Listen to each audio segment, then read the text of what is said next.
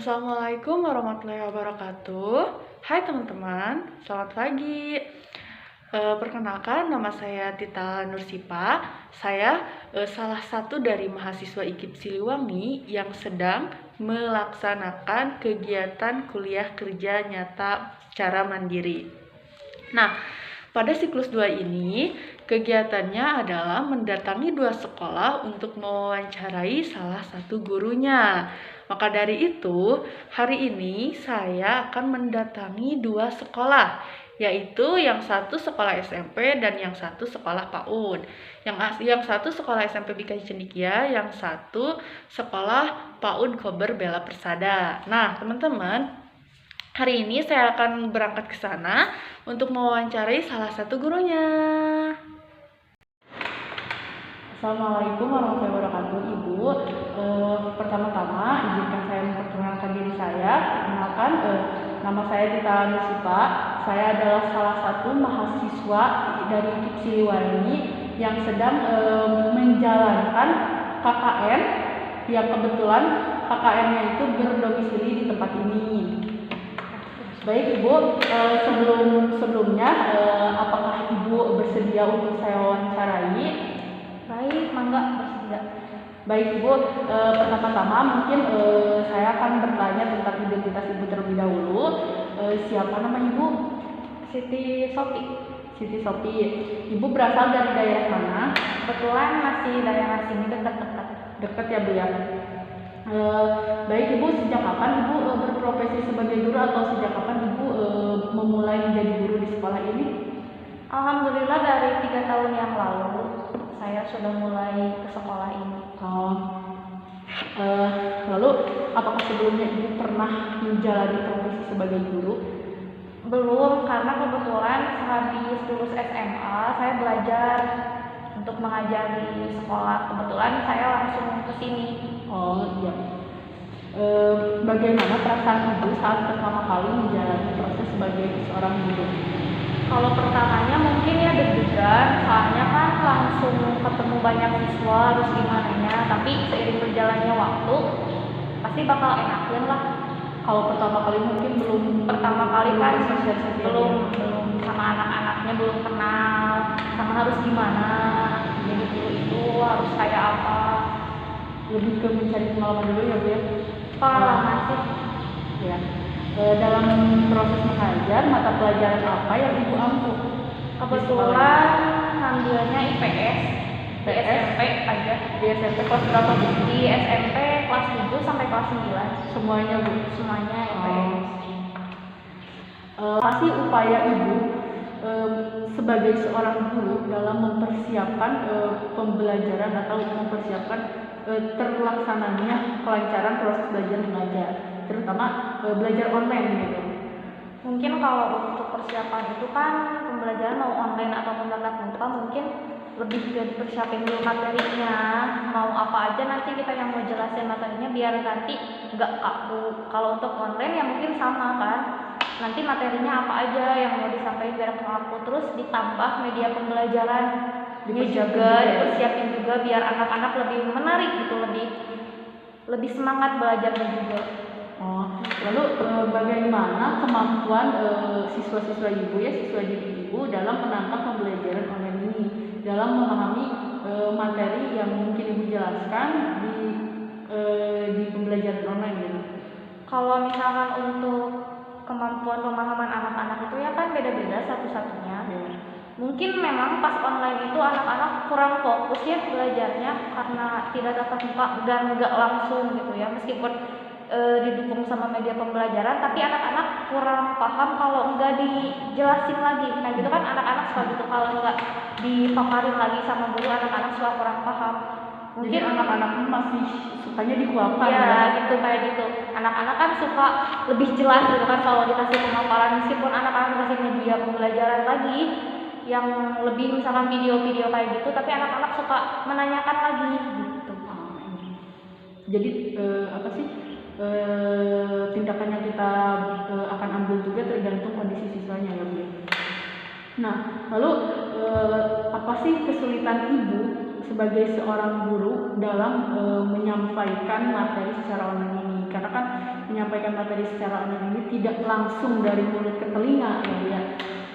Mungkin kalau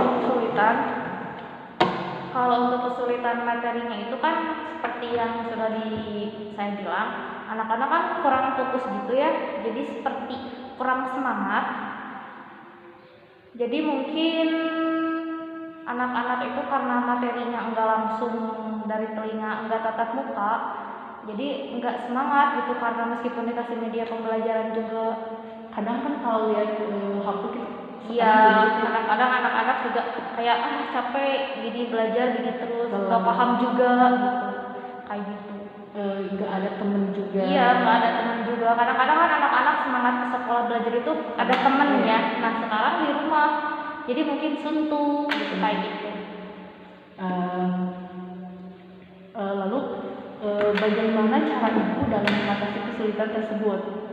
Kalau misalkan soal itu ya, saya lebih berusaha mungkin meskipun memakai media pembelajaran anak-anak suka masih nggak fokus, tapi diusahakan medianya pembelajaran video-video itu lebih ke bagaimana nih biar anaknya pas nonton langsung paham, atau misalkan nanti saya menyesuaikan anak-anak kalau misalkan belum paham boleh deh ditanyain lagi gitu, misalkan udah beres nih nonton videonya boleh langsung nanyain lagi biar lebih paham gitu anak-anaknya. Kadang kan anak-anak ya gitu harus dipaparin lagi kan sama guru gitu pas pahamnya itu.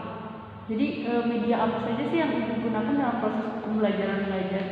Mungkin kalau untuk online ini sih lebih ke video-video ya, karena kan nggak tatap muka. Kalau tatap muka kan anak-anak bisa langsung praktek sama saya di kelas, membuat apa-apa juga seperti kayak gitu. Kalau misalkan online itu pasti kebanyakan guru juga ngambilnya video pembelajaran biar misalkan anak-anak itu ada penyemangat belajarnya lagi, biar ini mah udah online banyak tugas jadi nggak ada menarik-menariknya gitu. Biar anak-anak video tersebut atau materi tersebut di-share di WhatsApp. Iya, di-share di grup WhatsApp. Iya. Lalu apa sih kelebihan, mungkin kan dari setiap sesuatu pasti ada kelebihan dan kekurangannya. Jadi di dalam pembelajaran online ini menurut ibu sendiri ya apa sih kelebihan dan kekurangannya? Kalau untuk kelebihan pembelajaran online ini mungkin kan anak-anak lebih lama memegang teknologi kan. Jadi anak-anak itu mencari wawasan lebih luas, mencari sumber pembelajarannya juga lebih luas lewat HP. Gitu. Kalau kekurangannya mungkin anak-anak ada juga yang seperti itu, cuman sampai lupa waktu. Kadang sampai hanya dipakai main game meskipun udah belajar, tapi mungkin belajarnya tidak sesuai dengan yang ada tugasnya gitu. Kadang-kadang tugas itu lebih lalai gitu. Kadang-kadang ngomong HP-nya nggak jelas gitu. Ya, main HP-nya itu nggak jelas, kadang suka main game. Apalagi kan di rumah, meskipun orang tuanya udah nyuruh kan kadang anak-anak kayak gitu.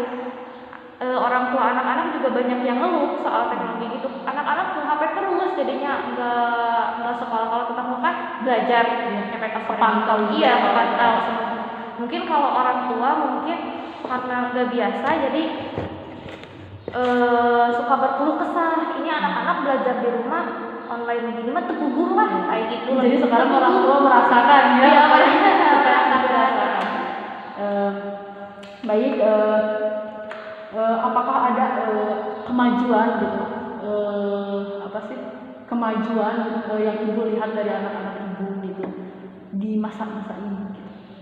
Kalau mungkin kemajuan ya pasti ada lewat anak-anak gitu ya, mencari kayak tadi sumber pelajarannya lebih banyak kemajuan gitu. Tapi mungkin kebanyakan anak-anak ya berkeluh kesah aja gitu ya. Iya, anak-anak berkeluh kesah, Bu belajar kayak gini terus jadi kurang efektif. Jadi anak-anak tuh ada semangat, cuman mungkin kurang semangatnya gitu buat belajarnya. Ya. Lalu menurut ibu sebagai seorang guru ada nggak sih saran untuk peserta didik ibu ya? Bagaimana sih cara membagi waktu antara aktivitas dan belajar? Kalau untuk pembagian waktu, karena mungkin ya saya juga suka ngasih tahu di grup anak-anak ini tugas ini sebaiknya dikerjakan biar nanti nggak lupa meskipun waktu masih panjang misalkan 1 minggu, tapi lebih baik dicek lah gitu satu-satu, dicicil satu-satu dikerjain gitu, mungkin lebih ke situ.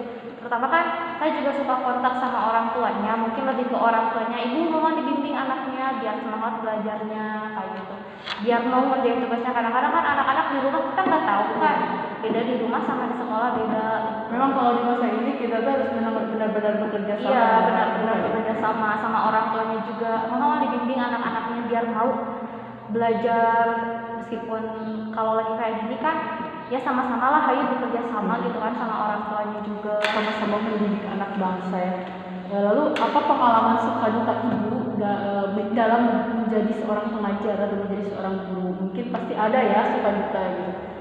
Suka dukanya? Kalau suka duka jadi seorang guru ini, meskipun saya kan belum profesional ya, baru misalkan 3 tahun menjadi seorang guru juga baru gitu. Suka dukanya mungkin sukanya lebih deket sama anak-anak. Oh kayak gini nih, deket sama anak-anak, lebih tahu materi pembelajaran juga, lebih tahu anak-anak itu kalau belajar macam-macam ya, kemampuan anak-anak itu macam-macam. Suka dukanya kayak gitu. Mungkin lebih ke deket aja sih, suka gitu, deket ke anak-anak. Terus nambah aja gitu materi kitanya juga, nambah pengalaman, nambah pengetahuannya juga kitanya juga. Lalu ini terakhir ya, pertanyaan terakhir, apa ada saran dari untuk memotivasi generasi selanjutnya dalam menggeluti profesi sebagai guru, terutama di zaman milenial ini, Bu? Mungkin kalau misalkan mengajak ya, saya nggak bisa, maksudnya nggak bisa kan, tiap orang beda-beda keinginan, beda-beda cita-cita kedepannya mau apa nih. Mungkin memotivasi aja biar misalkan hayu kita mendukung pendidikan masa sekarang, dari sekarang. Contohnya mungkin kita ya jadi guru, meskipun enggak langsung jadi guru yang sebenarnya, mungkin misalkan saya juga kan masih mau kayak gini, belum ini kan, tapi hayulah kita mendukung pendidikan anak-anak. Seperti kamu kan sekarang mah anak-anak milenial kayak gini mah ya kadang-kadang kurang gitu kan, kurang peminatnya gitu. Mungkin lebih diajak aja gitu, tapi kadang-kadang kan kalau misalkan diajak ayo atuh orang jadi guru kan itu kayak nggak enak aja gitu. Mungkin lebih ke kemauan diri sendiri juga, diajak juga boleh tapi jangan sampai. Karena kan guru tuh ya, istilahnya pahlawan tanpa tanda ya. Semua profesi berawal dari guru kan. Baik Ibu, terima kasih, pertanyaan tersebut menjadi penutup wawancara kita kali ini. Terima kasih atas waktunya. Semoga kita bisa bertemu di lain waktu dalam keadaan sehat walafiat. Assalamualaikum warahmatullahi wabarakatuh. Banyak berbagai pengalaman. Kalau jadi guru itu banyak Mendapatkan hal-hal yang baru. Jadi kita menambah ilmu baru, pengalaman baru, sambil memanfaatkan apa yang udah kita dapati, dimanfaatkan, terus dapat lagi nambah ilmu dari dalam bagaimana perasaan Ibu saat pertama kali berprofesi menjadi seorang guru? Perasaan pertama kalinya jadi beban, merasa jadi beban. Takutnya kita itu tidak berhasil menyampaikan materi atau yang kita misalkan kita memegang materi pelajaran apa. Jadi takutnya kita itu tidak bisa menyampaikan secara maksimal gitu. Kalau pertama kalinya, tapi kalau kesininya udah biasa lah. Itu kan suatu tantangan guru kalau menyampaikan materi itu.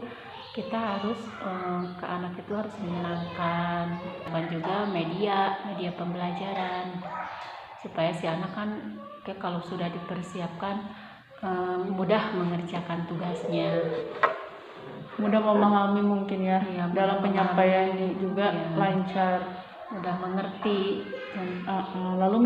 Lalu dalam pembelajaran online, media apa yang Ibu gunakan kepada si anak? Ya, terutama WhatsApp ya Bu ya? Iya, WhatsApp. Karena kan rata-rata pembelajaran menggunakan media WhatsApp ya? Iya. Kalau di zaman sekarang kan pasti selama daring pasti itu yang diutamakan pasti WhatsApp. Apakah Ibu pernah menggunakan media lain selain WhatsApp? Contohnya Google Classroom gitu Bu? Belum. Nah baik Bu, nanti saya akan sedikit menjelaskan tentang bagaimana penggunaan atau cara menggunakan media Google Classroom. Oke Ibu, baik, selanjutnya pertanyaan berikutnya adalah Adakah kesulitan yang Ibu alami dalam proses penyampaian materi? Banyak sih, kalau sekarang kan daring itu mungkin banyak sekali. Si anak tidak mungkin semuanya mempunyai HP, apalagi kalau di kampung begini mah. Jadi kadang orang tua belum memperhatikan keperluan si anak, belum merasa itu teh HP itu teh penting untuk pembelajaran. Jadi kesulitannya ada si anak yang masih belum mempunyai ya HP gitu, jadi sulit untuk. Bu, lanjut ke pertanyaan terakhir ya. Apakah ada saran dari Ibu untuk memotivasi generasi selanjutnya dalam menggeluti profesi menjadi seorang guru, terutama di zaman milenial ini? Ya, kita kan apalagi semasa daring begini mungkin semangatnya berkurang. Jadi si anak kadang-kadang patah semangat untuk belajar, kurang semangat, tidak seperti masa-masa pembelajaran tatap muka atau normal. Jadi yang bersekolah itu kiranya kita itu bisa mengatur waktu sih. Anak-anak itu mengatur waktu sendiri. Jadi kan kalau tidak tatap muka mah tidak sama guru, belajar itu pasti kurang semangat. Jadi saran saya, ayo belajar dengan baik. Semua pelajar-pelajar di Indonesia itu tidak boleh patah semangat. Ayo kita bangkit, walaupun kita itu belajarnya daring, tetapi jangan patah semangat, terus belajar. Dan memang kalau yang tidak mengerti atau gimana, kan sekarang mah banyak cara lah, misalkan ada Google atau gimana, boleh bertanya atau boleh mencari pelajaran atau gimana kita menyelesaikan supaya kita itu dalam masa pandemi ini tetap belajarnya tidak patah semangat, tidak misalkan malas-malas. Ayo semua juga harus berjuang demi bangsa kita, negara kita ini. Tetap jadilah generasi yang berilmu, berpendidikan, dan berakhlakul karimah. Oke, terima kasih Ibu. Barusan menjadi pertanyaan penutup wawancara kita kali ini. Terima kasih atas waktunya. Mudah-mudahan kita bisa bertemu kembali di lain waktu dalam keadaan sehat walafiat. Wassalamualaikum warahmatullahi wabarakatuh. Assalamualaikum.